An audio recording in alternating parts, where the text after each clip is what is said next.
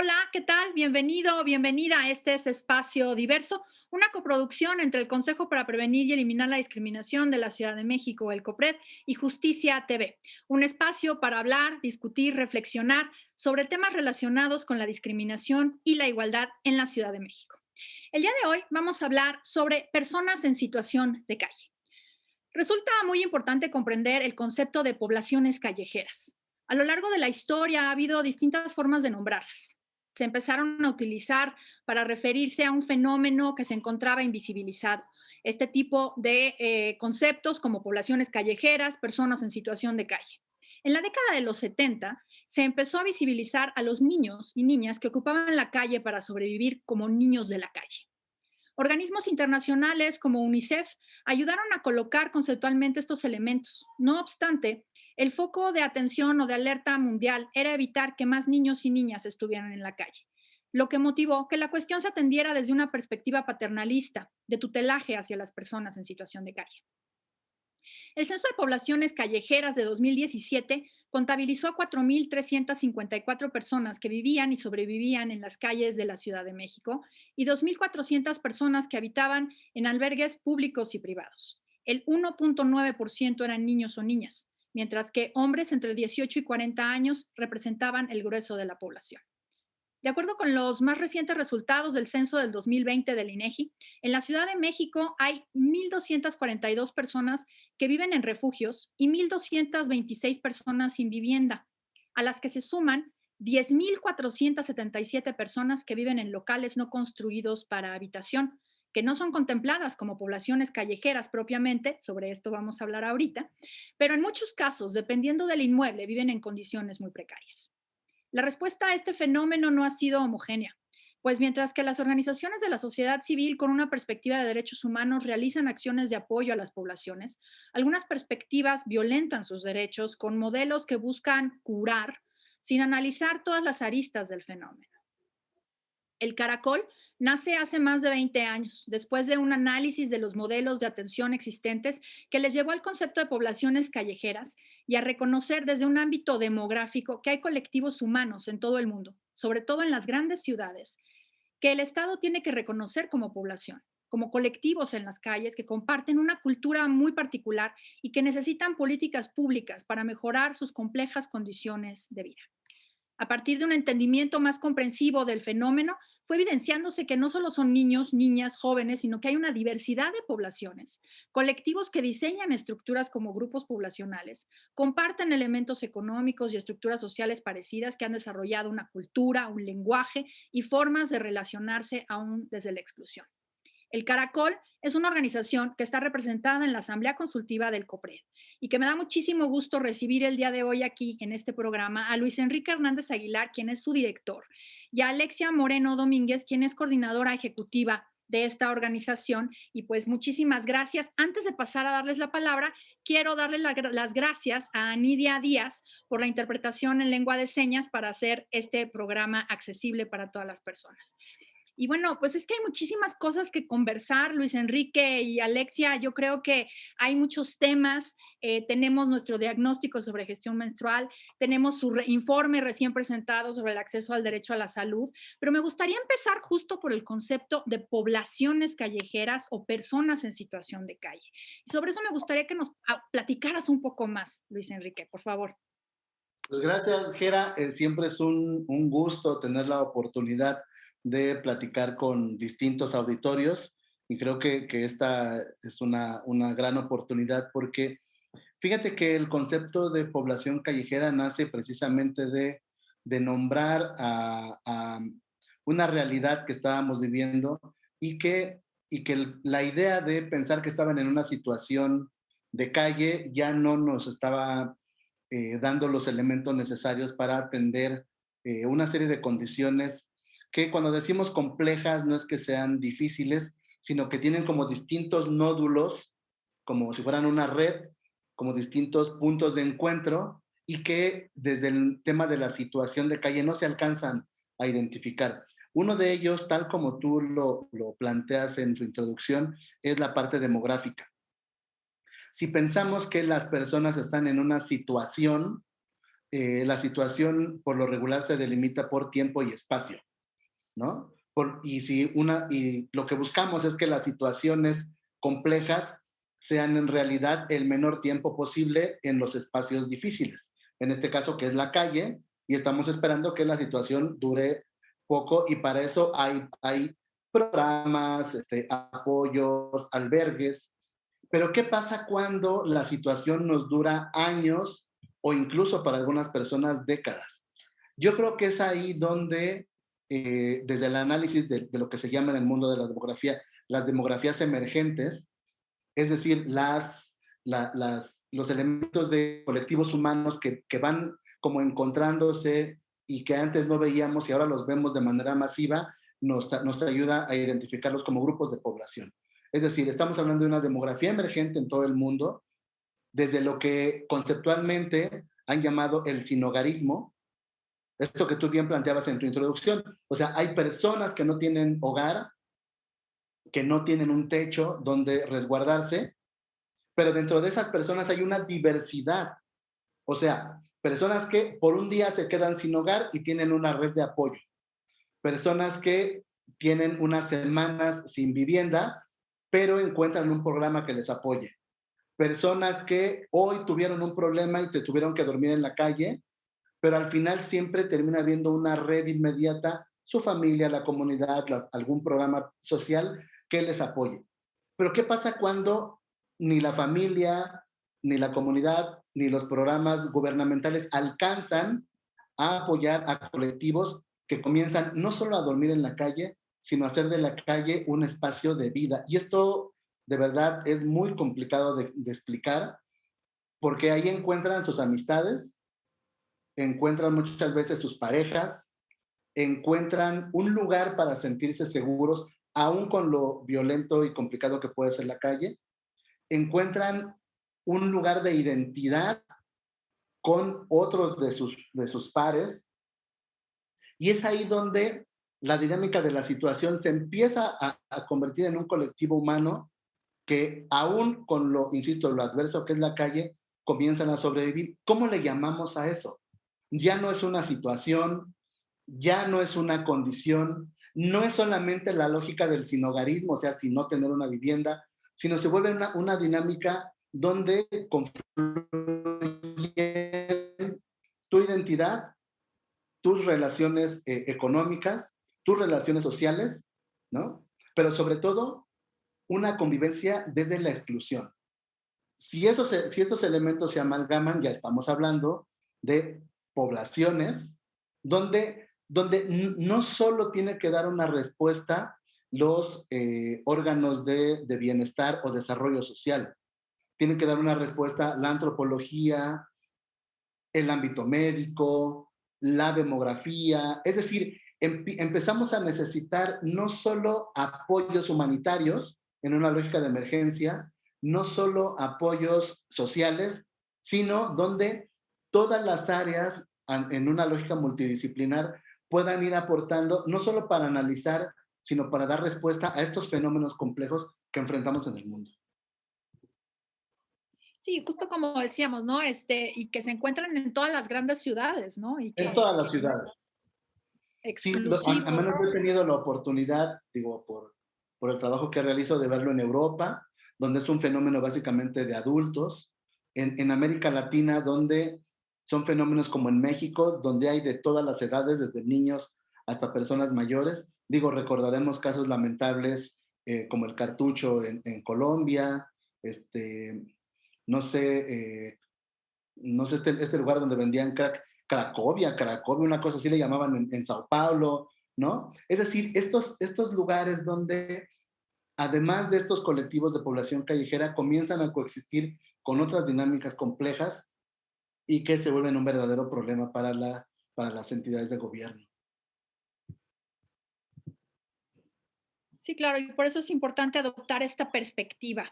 Alexia, me gustaría conversar contigo justo sobre las dinámicas de exclusión y de discriminación que enfrentan las poblaciones callejeras en el trabajo que realizas desde Caracol. ¿Cómo nos puedes, digamos, visibilizar este tipo de conductas de exclusión, de discriminación que viven las personas que viven en la calle. Claro. Mira, creo que dentro del trabajo de calle y después de tanto tiempo acercándonos a la población, hemos identificado diferentes eventos que violan los derechos de las poblaciones callejeras y les discriminan. Por ejemplo, hemos documentado muchas veces negación de servicios, ¿no? Como el acceso a temas de salud, el acceso a trámites de documentos de identidad, el acceso a la justicia. Es decir, hay una serie de servicios que el Estado facilita y que otras poblaciones tienen como mayor acceso, en donde la población callejera se ve discriminada por su apariencia física, porque a lo mejor su higiene no es la esperada por la o el servidor público y porque no cuentan con los documentos de identidad necesarios para acceder a estos servicios, ¿no? Lo que se vuelve muchas veces un problema porque, pues comúnmente les piden, por ejemplo, demostrar que son la persona que dicen ser a través de una identificación, de un acta de nacimiento, de un comprobante de domicilio, que con la población callejera es súper complicado tener, ¿no? O sea, no podemos tener una credencial de lector porque no existe un comprobante de domicilio que les permita hacer el trámite. Entonces, son como cosas que van obstaculizando cada vez más el acceso a estos servicios. Lo otro es que hemos identificado por parte de la comunidad y las y los servidores públicos eventos de discriminación por su aspecto físico. Y te pongo un ejemplo. Cuando inició la pandemia por COVID-19, nos tocó levantar testimonios de gente de población callejera que nos comentaban que no les permitían entrar al metro, ¿no? Porque eran personas que en su aspecto se veía desaliñado, que probablemente no habían podido asearse en varios días porque los albergues a donde acudían estaban cerrados. También nos comentaban que en las noches, en algunas zonas, las mismas vecinas y vecinos iban y les rociaban agua o agua con cloro bajo esta lógica de creer que eran un foco de infección porque no contaban con las medidas sanitarias necesarias para reducir el riesgo de contagio de COVID-19, ¿no? Y estos eventos los fuimos documentando mucho, sobre todo en el centro de la ciudad. Otra de las cosas que hemos identificado, y aquí un poco englobando la perspectiva de género, incluyéndola, es que en el caso de las mujeres, por ejemplo, existen diferentes eventos de discriminación porque son mujeres que no cumplen con los roles que socialmente se nos asignan a las mujeres, ¿no? Como en esta lógica de vivir en una casa, estar siempre limpias, dedicarse a tareas exclusivas del hogar. Las mujeres de población callejera son mujeres que han adoptado un aspecto un poco más masculino porque la vida en calle pues así se los obliga, pero también son mujeres que se dedican a tareas que socialmente están asignadas a los hombres, ¿no? Se acuestan en vidrios, limpian parabrisas, hacen barras, entonces eso les ha provocado vivir discriminación por parte de la comunidad y otras personas, además de que se parte del prejuicio de que una mujer que vive en la calle no tiene las capacidades físicas, económicas y demás para ejercer su derecho a ser madre, lo que desencadena muchas veces eventos de separación familiar en donde las mujeres de población callejera no, pues tardan hasta año y medio tan solo en ver a sus hijas e hijos, ¿no? Y ya sin hablar como de todo este proceso para la reintegración, en donde comúnmente se les discrimina y vulnera aún más, partiendo de la lógica de que son ellas quienes tienen que comprobar que son mujeres dignas de criar o cuidar a sus hijas e hijos, ¿no? También hemos identificado que viven diferentes eventos de violencia por parte de los hombres del grupo, de los vecinos o gente que está cercana al grupo, y cuando intentan acceder a temas de justicia, vuelve a ocurrir lo mismo, ¿no? La victimización, la discriminación, los malos tratos, porque son mujeres que viven en la calle. Entonces, yo siempre tengo muy grabada una frase de una compañera de calle que dice, ¿no? Que si las mujeres que vivimos diferentes tipos de violencia y de discriminación, las mujeres de calle lo viven al doble, ¿no? Por ser mujeres y por ser mujeres de población callejera. Entonces creo que es algo como muy importante considerar porque entonces se cruzan dos características que las vulneran aún más. Alexia, tú participaste directamente en el diagnóstico de gestión menstrual en mujeres en calle. ¿Con qué te quedas de ese diagnóstico? ¿No? Digo, obviamente aquí el programa no nos da para hablar sobre todos los resultados, pero ¿qué observaron cuando hicieron todos estos grupos y estas encuestas con las mujeres y personas menstruantes en calle? Pues creo que de las partes más significativas de esta investigación, en primer lugar es evidentemente visibilizar que hay mujeres viviendo en la calle bueno, mujeres y personas menstruantes viviendo en la calle y que necesitan que se gestionen acciones desde la sociedad civil y desde el Estado que les faciliten como todo lo que tiene que ver con el proceso menstrual, ¿no? El acceso a insumos de gestión menstrual, información clara, atención para la salud, pero creo que algo que es muy significativo es todos los testimonios y que están plasmados en el informe, todos los testimonios que las mujeres y otras personas menstruantes nos daban, ¿no? Desde que pues no tenían información sobre el tema, que acceder a espacios de higiene para ellas era algo muy complicado porque se partía de la idea de que iban a ensuciar los baños, las regaderas a donde acudían,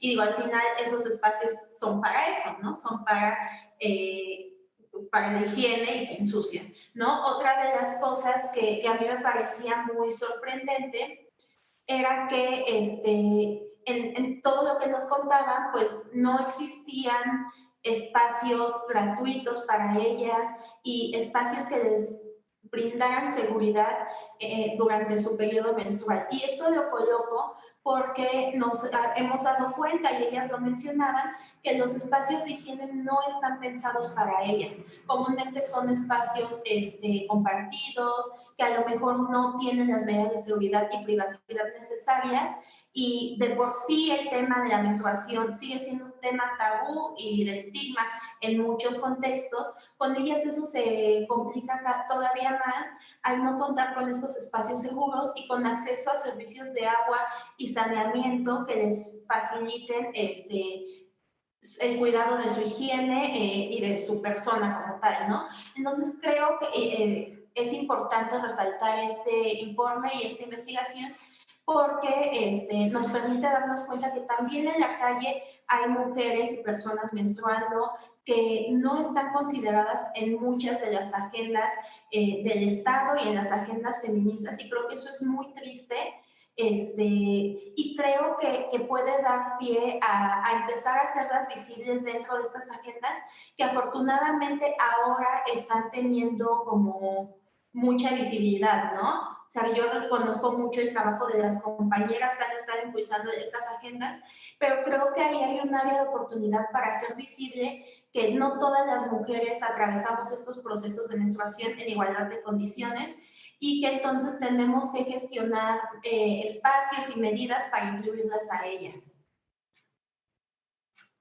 Alexia, muchas gracias. Este diagnóstico se puede consultar en la página del COPRED y vamos a hacer un corte y vamos a platicar sobre el informe que presentó Caracol recientemente sobre el acceso a la salud en la situación, en el contexto de la pandemia, y a platicar específicamente cómo les ha ido a las poblaciones callejeras en el contexto de la COVID-19.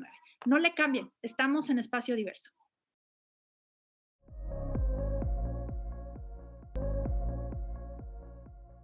Pues estamos de vuelta aquí en Espacio Diverso y estamos hablando sobre poblaciones callejeras. El concepto de poblaciones callejeras, como ya estábamos platicando, ayuda justamente a dimensionar esta complejidad de las personas que necesitan una serie de intervenciones específicas y diferenciadas, porque cuando se habla de situación de calle, lo que se intenta resolver es la situación. Y justo la pandemia ha puesto en jaque a las poblaciones callejeras, como a varios grupos de atención prioritaria, pero justamente las personas que viven en calle pues no pudieron adoptar varias de las medidas pretendidamente neutrales que se nos recomendaron para hacer frente a la COVID. Quédate en casa, pues no era factible. Lávate las manos, pues sin acceso al agua y saneamiento muy difícil. Utiliza un cubrebocas, utiliza gel, pues difícilmente también las personas en calle podían tener acceso a estos productos. Entonces, pues en este bloque, a mí lo que me gustaría platicar contigo, Quique, es pues a qué obstáculos y dificultades específicas se han enfrentado las personas en situación de calle o las poblaciones callejeras. Fíjate que tal como identificas, la pandemia nos dejó ver cómo había algunos sectores de la población que enfrentaban un tema tan complicado de la peor manera, ¿no? Yo creo que el primer tema que identificamos era, y que sucede mucho con la población de calle, pero en este momento fue muy complicado, es el acceso a la información. Cuando pensamos en información, parece como que dentro de todas las estrategias que se implementan, la información es lo primero que nos tendría que llegar para poder tomar decisiones entre qué hacer y sobre todo cómo protegernos. El gran asunto aquí está en que por lo regular en las distintas campañas se utiliza información universal o información general, que parece que va a llegar a todos los colectivos poblacionales. La realidad es otra. Y pondré aquí dos ejemplos. Ni todas las personas contamos con los medios técnicos o tecnológicos para que nos llegue la información, es decir, tele, radio y ahora redes sociales o internet. Ni todas las personas entendemos el lenguaje en el que llegan los contenidos. Por lo tanto, ¿qué es lo que sucede? Que hay muchísimas personas que quedan en desventaja social y cultural cuando hay una campaña de las dimensiones del COVID.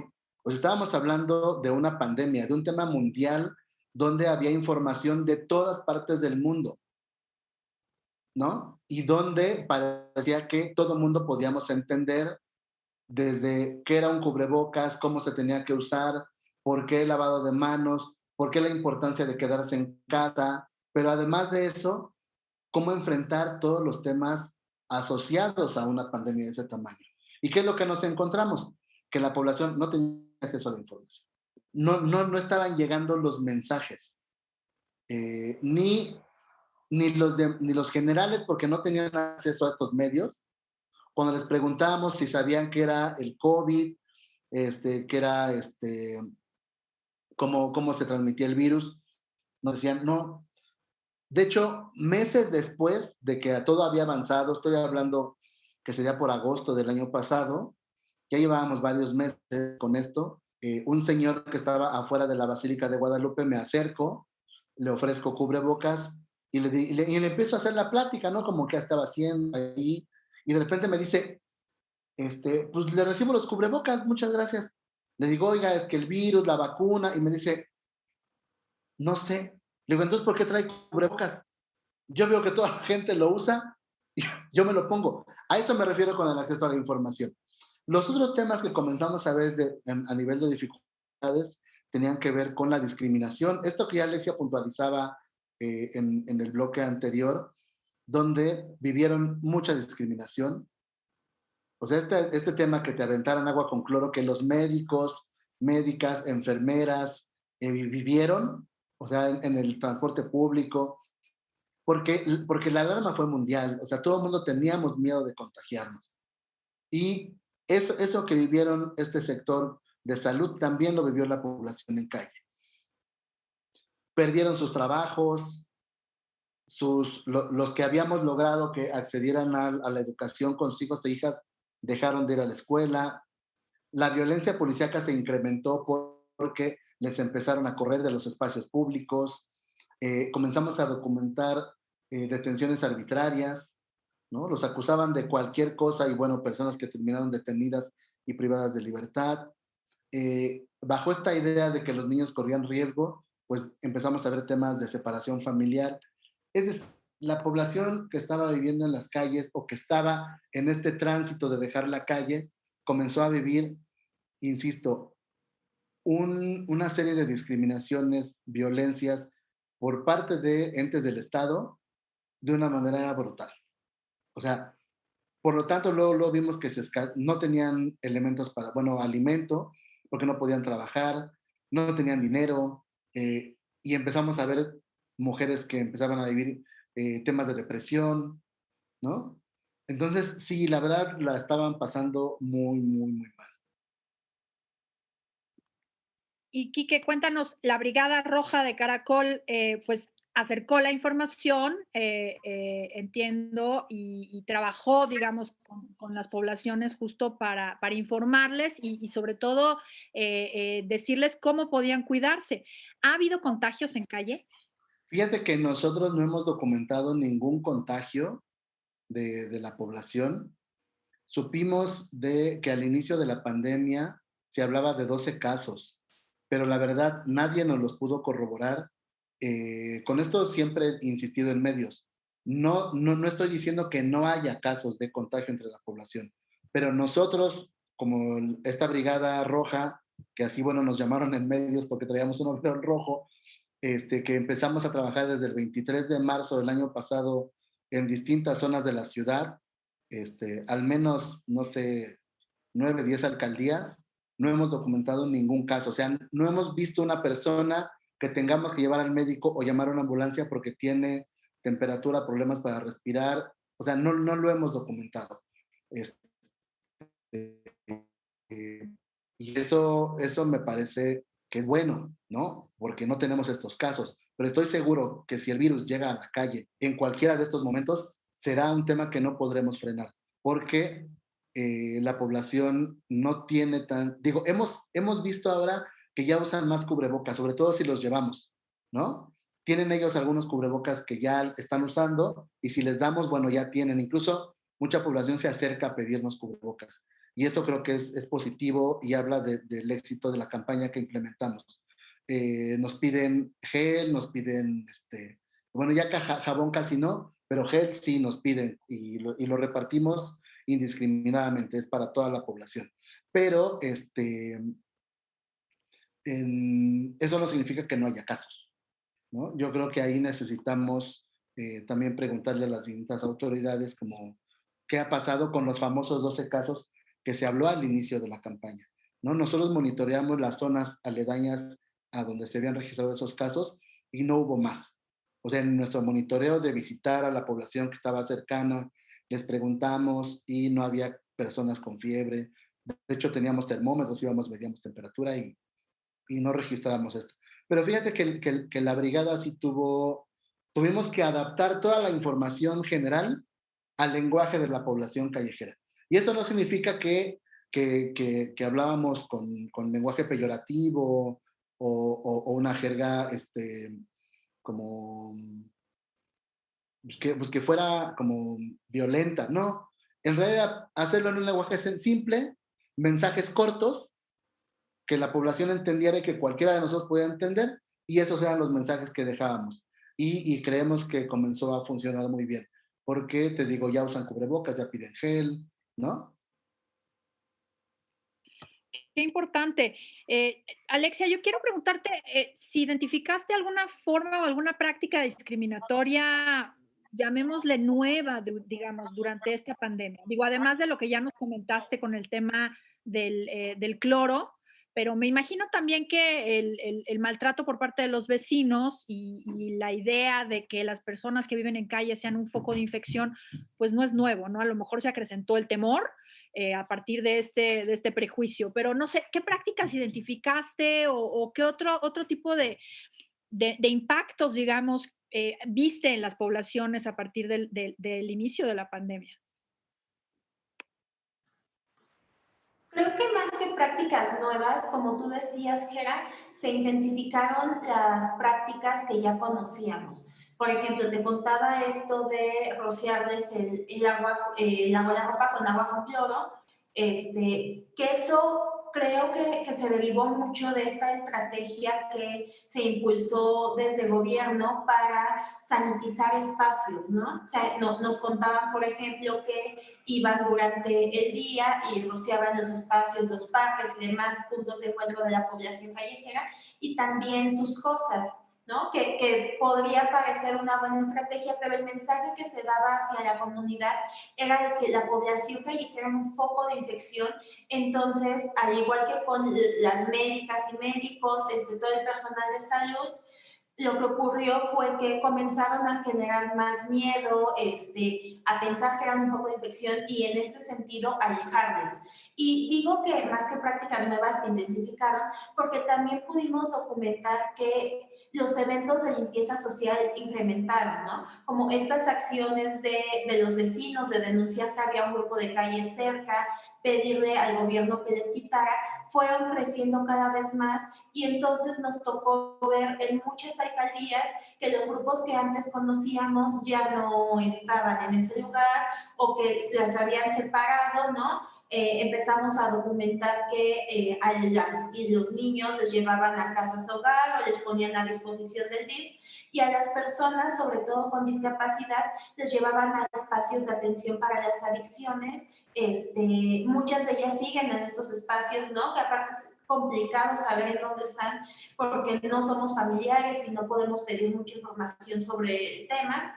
Pero bueno, eso, empezamos a identificar que los eventos de limpieza social crecieron, identificamos también que el acceso a espacios de salud fue cada vez más difícil porque además de esta lógica del gobierno de dividir los espacios de atención para la salud y dedicar muchos a hacer espacios únicamente COVID, redujo el nivel de atención para la población en general, pero con la población callejera también se disminuyó mucho, ¿no? O sea, la atención que podían recibir era menor, entonces la atención a otros padecimientos u otras enfermedades que no tenían que ver precisamente con la COVID, pues también fue complicada.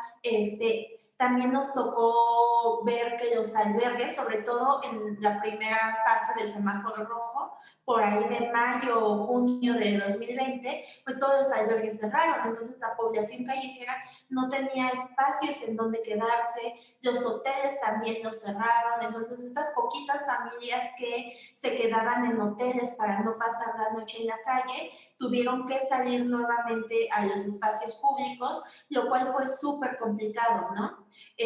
Porque entonces empezamos a identificar a muchas personas que ya no vivían en la calle, es decir, ya no dormían en la calle, mejor dicho, que volvían a salirse, identificamos personas que nunca habían vivido en la calle y que por el impacto económico se quedaron sin dinero para pagar los lugares donde rentaban y empezaron a quedarse en los parques, afuera de los hospitales o estas zonas que podían identificar seguras para ellas y ellos.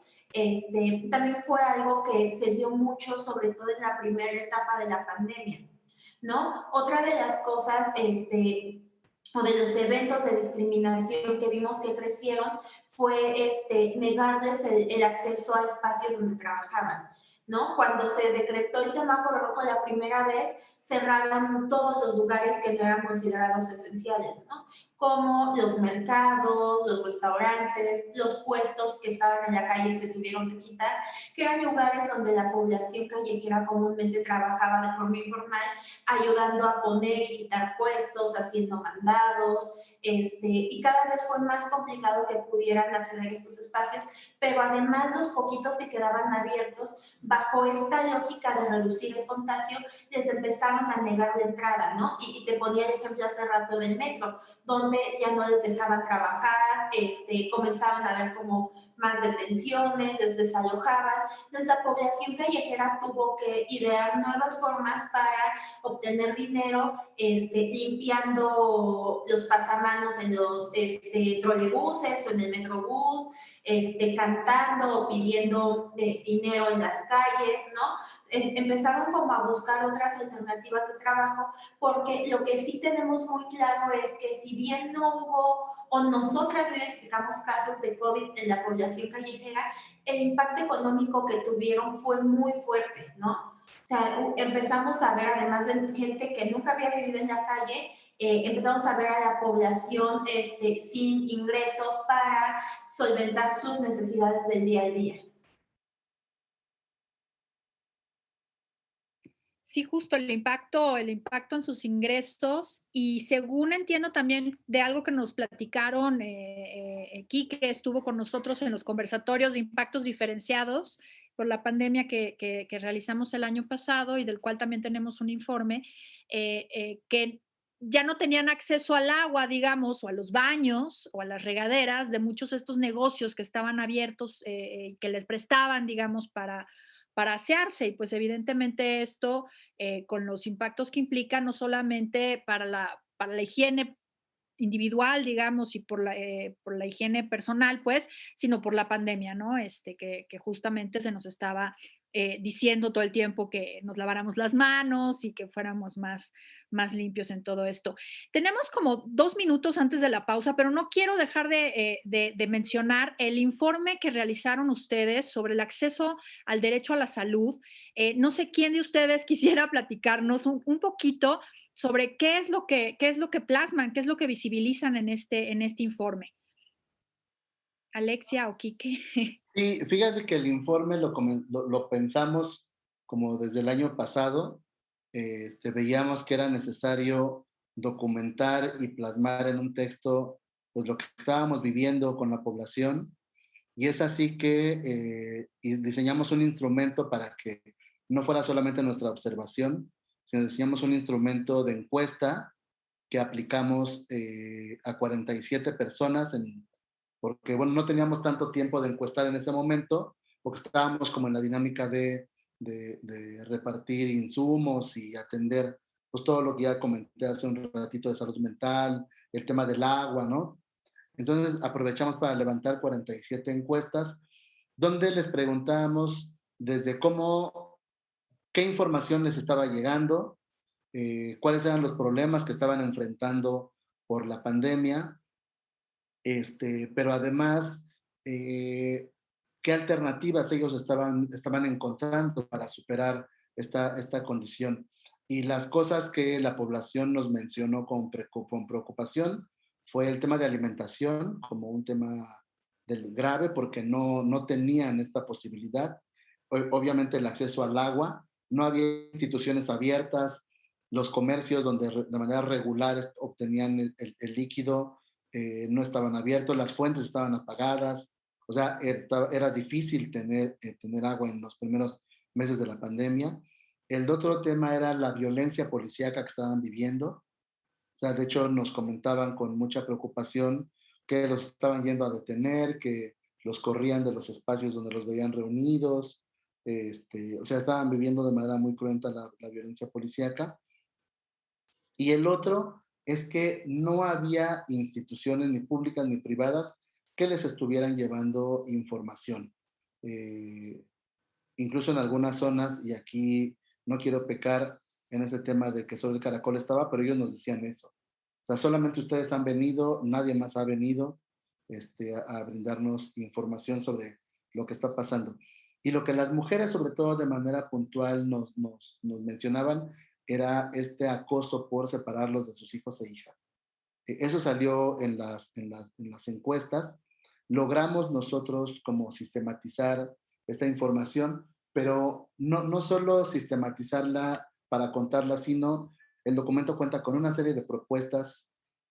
Sabemos que el mundo es tan complicado y si hace 10 años ya vivimos una epidemia con el H1N1, 10 años después tenemos esta pandemia de COVID. Creo que el documento deja algunas recomendaciones muy, muy puntuales sobre qué hacer en caso de que se vuelva a vivir algo parecido a lo que vivimos. O sea, y yo creo que, y iré cerrando la idea, que uno de los elementos centrales que muestra el documento es cómo el trabajo de calle, o sea, el trabajo de campo, bien preparado, bien planeado, con un objetivo, puede tener buenos resultados. Y aquí me permitiré comentar, tan funcionó nuestro protocolo de atención y de protección sanitaria que nadie del equipo se contagió en toda la campaña. Hasta la fecha, seguimos trabajando en la calle y el equipo está bien. Las acciones se siguen cumpliendo con la población, seguimos teniendo contacto con mucha población en calle y creo que uno de los grandes aprendizajes es que el trabajo de campo en momentos como este son súper importantes, porque de otra manera no les va a llegar información a estos colectivos que están en un nivel de exclusión tan alto como poblaciones callejeras, población migrante, mujeres o personas que tienen que ejercer comercial. O sea, a esos colectivos solamente va a llegar información y atención y protección a través del trabajo in situ. Sí, no, y todo mi reconocimiento y felicidades de verdad por todo el trabajo que han venido realizando la Brigada Roja del Caracol durante todo este año y meses, porque la verdad es que ha sido impresionante y justo eso, ¿no? Acercando información y sobre todo para la protección de las poblaciones.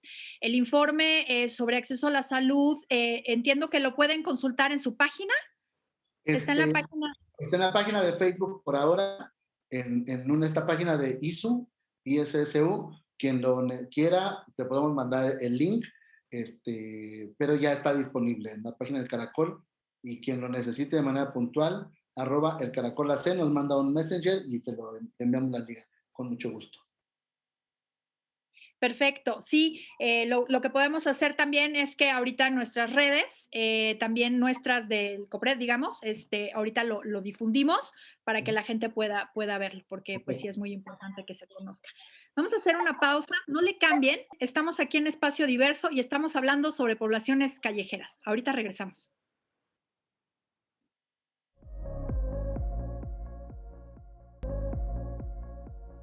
Estamos de vuelta aquí en Espacio Diverso, estamos hablando sobre poblaciones callejeras y justo en el último corte estábamos hablando sobre los impactos diferenciados de la COVID en las poblaciones que viven en calle.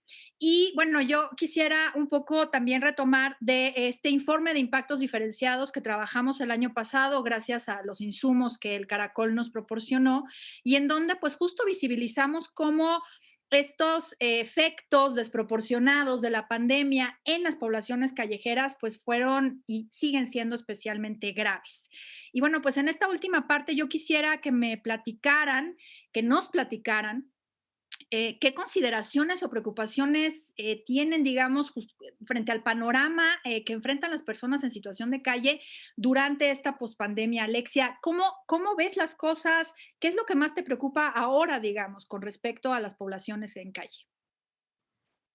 Pues creo que algo que hemos estado colocando mucho sobre la mesa es que las poblaciones callejeras no están siendo consideradas de forma íntegra para acceder a las vacunas, ¿no? O sea, eso es como algo súper alarmante porque hace rato decía Luis Enrique que sabemos que si el virus llega a la calle va a ser muy complicado frenarlo porque la población callejera tiene diferentes condiciones, tanto orgánicas como sociales, y que no les van a permitir como acceder a espacios de salud y prevenir que esa enfermedad se complique. Entonces, de ahí que hemos insistido tanto para que se considere a las poblaciones callejeras como un grupo prioritario y en este sentido se puedan generar estrategias para vacunarles a todas y todos, ¿no? Y lo pongo sobre la mesa porque en nuestra experiencia intentando que accedan a la vacuna, nos hemos encontrado con diferentes obstáculos. El primero, y lo comentaba hace rato con otras cosas, es la falta de documentos de identidad, ¿no? Muchas de las personas, sobre todo las personas mayores de 50 años, no tienen su CURP o no lo recuerdan. Entonces, nos ha sido muy complicado registrarles en el portal para que puedan acceder a la vacuna. Luego de eso, cuando logramos vacunar a algunas de estas personas, en los módulos nos encontramos con el obstáculo de no tener una identificación que garantice o que certifique que la persona que está acudiendo a vacunarse es la persona del registro y además no contamos con un comprobante de domicilio, o más bien estas personas no cuentan con un comprobante de domicilio que garantice que viven en la alcaldía bajo la cual fueron registradas, ¿no? Entonces, eso siempre lo hemos mencionado desde que la Secretaría de Salud anunció la estrategia para acceder al registro de vacunación. Y lo otro es que esta estrategia que se ha implementado para vacunar a poblaciones callejeras desde el IAPP, lo que identificamos es que deja de lado a muchas personas, ¿no? O sea, esto que decía aquí que hace rato de que la información no le llega a todas las personas, también es cierto que estas brigadas no están llegando a todas las zonas, lo que está limitando que las personas de población callejera puedan acceder a estas vacunas. Muchas de ellas parten de una lógica de desconfianza hacia las instituciones del Estado, entonces por ende no quieren acudir a estos espacios.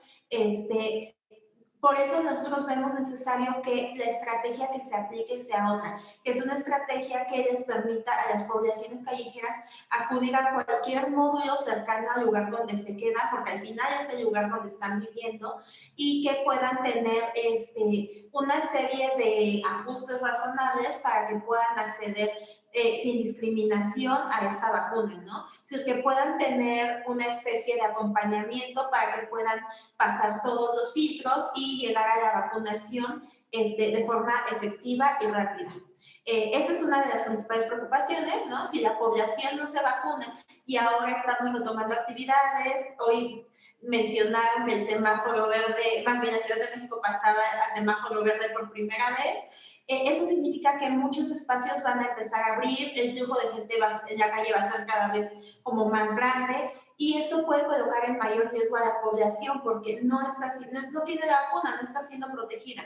Otra de las cosas que identifico y que creo que puede ser una preocupación para este momento post pandemia es que la población callejera necesita tener una serie de acciones, de acompañamientos que les garanticen regresar a espacios seguros, ¿no? O sea, te contaba hace rato, Quique, que ha habido estrategias donde se intimidan a las mujeres y les dicen que les van a quitar a sus hijos e hijas, a las personas, sobre todo con discapacidad, se les está llevando a espacios de atención para las adicciones o albergue, pero no se les está garantizando estar en espacios dignos y seguros. Entonces creemos que igual bajo esta lógica de retomar poco a poco la normalidad o llegar a esta nueva normalidad que tanto se ha anunciado, pues la población callejera sigue quedando vulnerada, ¿no? Porque sigue sin contar con información clara de qué va a pasar después de la pandemia,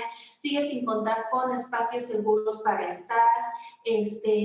Nos hemos dado cuenta que a más de un año de pandemia las condiciones de la población callejera no han cambiado, al contrario, se han incrementado. Entonces, creo que está complicado, es complejo pensar en que la población callejera retome como el ritmo que se ha estado marcando para que la población regrese a las actividades cotidianas, ¿no?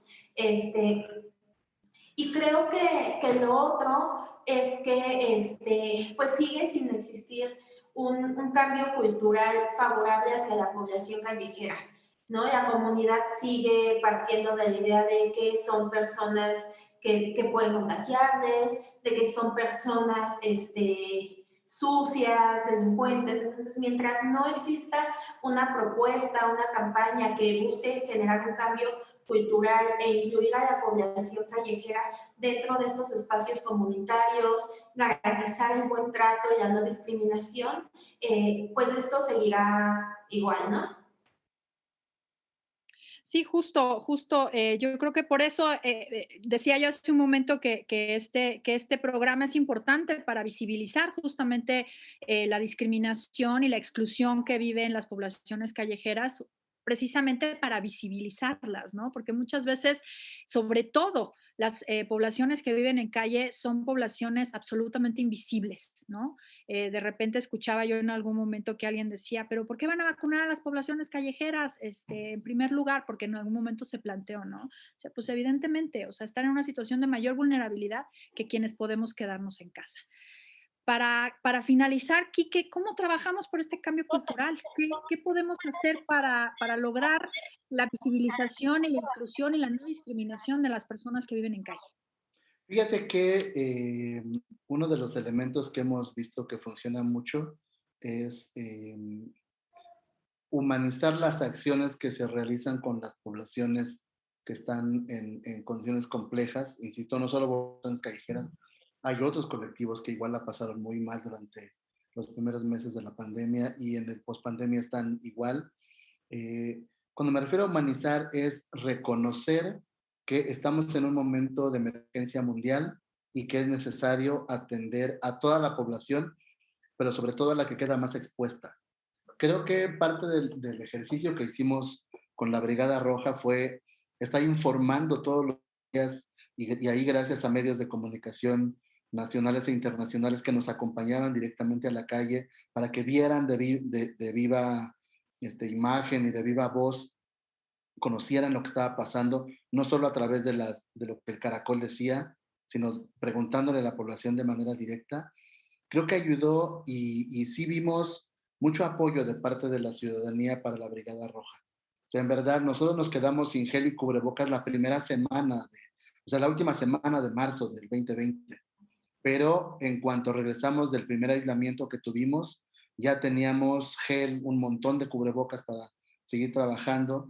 La gente se sensibilizó en lo que estaban viviendo niños y niñas que no podían acceder a la educación. Hubo personas que pagaban horas de internet para niños y niñas, gente que donó alimentos. Creo que eso que vivimos en ese momento es un ejemplo claro de que podemos ser sensibles ante algo difícil que está pasando en una población que de por sí la pasa mal. Y yo creo que ahí el trabajo que hace el COPRED y los órganos de defensa de derechos humanos es fundamental. Y creo que ahí tenemos pendiente una gran campaña de sensibilización sobre lo que significa la vida en la calle, porque la gente sabe que la pasa mal, pero también creen que es su responsabilidad plena y absoluta. Y eso de verdad no es así. O sea, la gente que llega a la calle es porque pasa por una serie de búsqueda de apoyos. Recuerdo el caso de Olimpia, que cuando me enseñó sus acuses de recibo de las cartas que había solicitado como apoyos, eran, no sé, 100 cartas que había metido en el tiempo que llevaba viviendo en la calle y donde no había tenido una sola respuesta por parte de la alcaldía donde ella estaba viviendo abajo de un puente, ¿no? O sea, no solo ahí son los apoyos a las instituciones del Estado, pero también a la comunidad, a su familia, a la gente cercana. O sea, cuando alguien llega a la calle es porque ya pidió una cadena de apoyos y que no fueron los necesarios para apoyarle y que no tuviera que llegar a un espacio tan complejo y complicado como es la calle. Creo que ahí es necesario, por eso, una gran campaña de sensibilización donde se escuche la voz de las personas, porque, y cerraré con esto, en la calle no solo hay personas que llevan años, hay personas que acaban de salir a la calle. En la pandemia encontramos familias que se quedaron en la calle por no tener trabajo. Y a lo mejor ahí sí estamos hablando de una situación temporal, que gente que le apoyamos con una renta temporal y ya no estuvo en la calle. Y es gente que se mantiene fuera de este espacio, ¿no? Pero yo creo que es ahí donde tenemos que hacer análisis más profundos, tenemos que hacer acciones o investigación que nos ayude a comunicar lo que realmente está pasando y no solo lo que los ojos de la discriminación a veces nos ayudan a ver, ¿no? Creo que necesitamos una gran campaña que ayude a que tengamos otras miradas y así podamos humanizar un tema tan complicado como es la vida que tienen las poblaciones callejeras.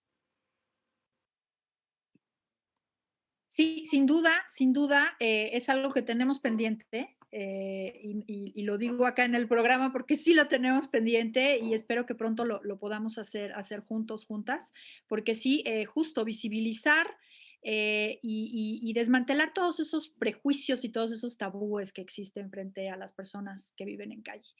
Pues se nos acabó el tiempo.